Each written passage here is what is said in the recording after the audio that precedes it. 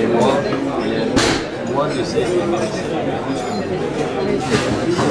C'est léger, ça c'est pas tout.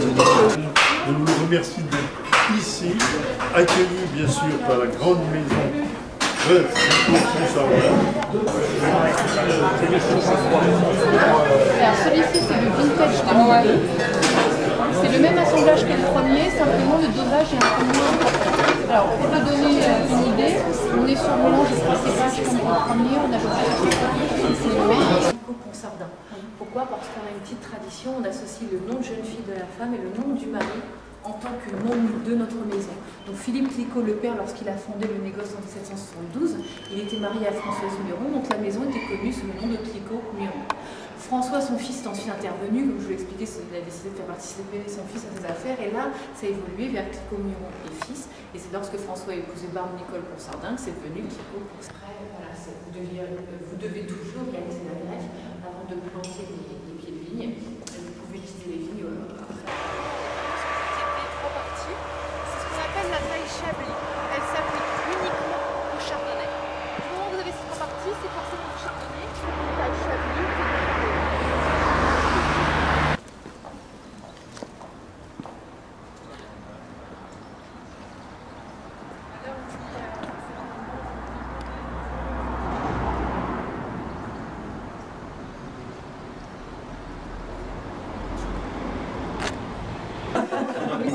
Voilà.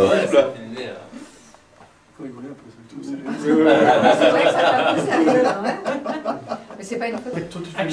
Voilà, ici, une façon exceptionnelle de servir le demi-sec. Chez Veuve Clicquot, on sert le demi-sec carafé. Vous remarquez que la carafe est givrée.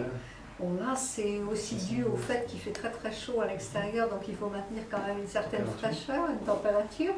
Et le but est d'oxygéner le champagne. Hein, et puis, il y a aussi un clin d'œil à Madame Clicquot, puisque quand Madame Clicquot était vivante, le champagne était toujours servi en carafe. Elle n'avait pas encore inventé le remuage. Hein.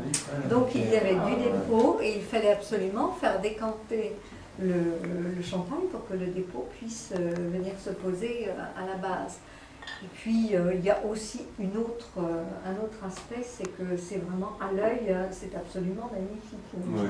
C'est le seul moment où vous voyez le champagne dans le doré du champagne, puisque les bouteilles sont toutes très sombres. Une qualité de raisin exceptionnelle, et puis les pinots noirs encore, d'où un rosé quand même exceptionnel. Oui. Parce qu'en fait, c'est vrai qu'on parle plus du rosé 85 que du vintage normal. Hein.